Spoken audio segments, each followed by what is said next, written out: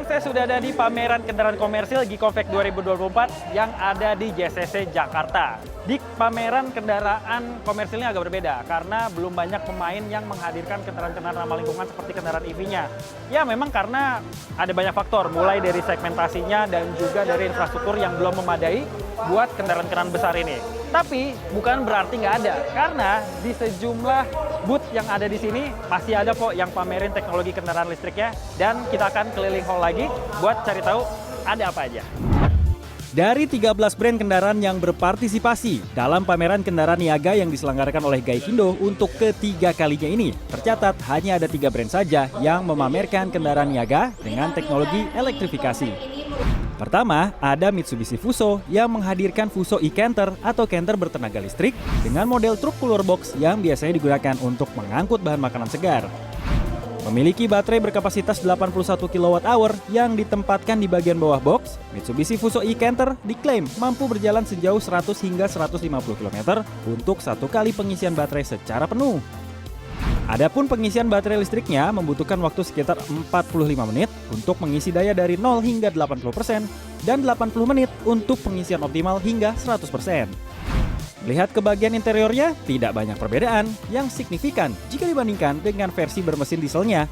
Hanya saja, transmisi yang digunakan sudah menggunakan transmisi otomatis khas mobil listrik yang juga memiliki drivetrain bertenaga 135 kW dan torsi 390 Nm. Pihak brand mengatakan, Fuso e-Canter akan siap dijual di pasar kendaraan niaga Indonesia menjelang akhir tahun 2024 mendatang. Setelah produk dari brand otomotif asal Jepang, ada juga brand otomotif yang dikenal sebagai produsen kendaraan khusus angkutan niaga asal negara Tiongkok, yakni Foton. Dalam pameran Gikovek 2024, Foton yang kembali masuk ke pasar kendaraan niaga Indonesia langsung memperkenalkan 3 produk kendaraan niaga berbasis elektrifikasi sekaligus, lengkap dengan dummy standing EV charger di tiap-tiap unit yang dipamerkan. Masing-masing kendaraan listrik ini berjenis van untuk angkutan penumpang dengan nama e-View, kemudian kendaraan niaga angkutan logistik ringan seperti e-Aumart dan juga e-Truckmate yang dipamerkan dalam bentuk truk box dengan daya jelajah tiap produk mulai dari 167 km hingga 235 km dalam kondisi baterai penuh. Disampaikan oleh Chief Operating Officer Foton Indonesia, Edi Napis di pameran Gikovek, menyebut keputusan Foton untuk mulai memperkenalkan produk elektrifikasi karena masih sepinya pemain di kelas kendaraan elektrifikasi niaga yang ada di Indonesia untuk saat ini, sehingga bisa menjadi peluang untuk mengisi kekosongan segmen yang ada. Jadi dengan harapan ketika kita sudah sekali di Indonesia, kita bisa memberikan harga yang cukup kompetitif di pasar dengan produk-produk diesel yang sudah ada.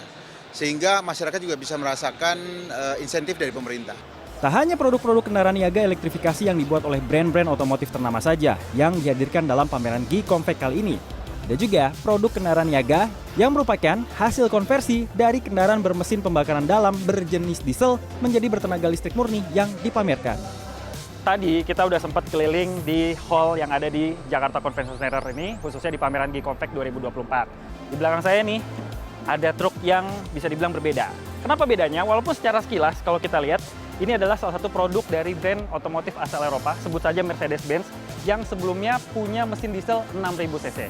Lalu, yang berbeda akan kita lihat di bagian belakang dari truk ini. Nah, ini dia nih, yang bikin truk ini beda dengan yang lainnya. Jadi truk ini sudah dikonversi, mengubah jati dirinya dari mesin diesel menjadi full elektrik. Nah, bisa dilihat nih di sebelah saya ada kotak kayak akuarium gini transparan, sengaja supaya bisa kita lihat seperti apa sih dalamnya.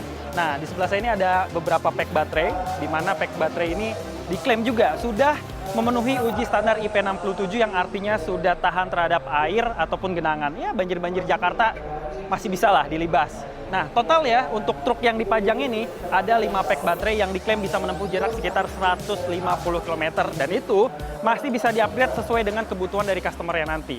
Ya, kalau dibandingin sama kendaraan penumpang yang udah nyampe 400 km, secara range memang kalah lah. Tapi untuk mengurangi polusi di Jakarta ataupun keliling area Jabodetabek, ya masih oke lah, masih mumpuni gitu.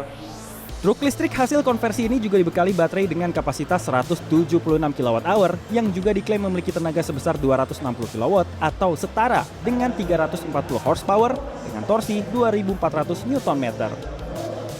Karena ya kita melihat memang visi dari pemerintah Indonesia kan memang ingin mengadopsi mobilitas yang baru dengan energi yang baru. Ya, jadi kita memang ingin mendukung itu untuk mendorong percepatan kendaraan listrik. Ya.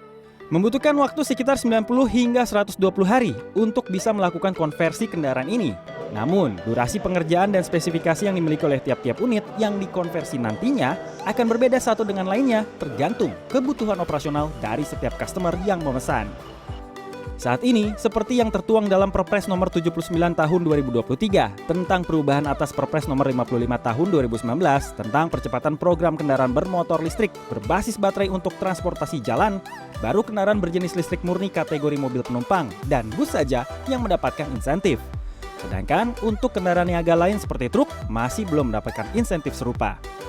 Menteri Perindustrian Agus Gumiwang Kartasasmita yang hadir dalam acara pembukaan pameran Gikomfek 2024 menyatakan bahwa kementeriannya bersama dengan Gaikindo akan membahas rencana ekosistem dan juga pemberian insentif bagi truk bertenaga listrik yang ada di Indonesia.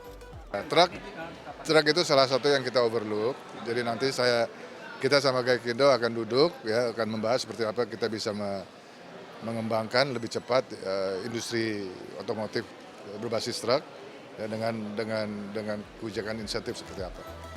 Agus juga menyatakan masyarakat hanya tinggal menunggu hasil pembahasan tersebut nantinya dan menjamin pemerintah akan terus memberikan dukungan bagi perkembangan di sektor industri kendaraan elektrifikasi yang ada di Indonesia. Tim Liputan CNN Indonesia.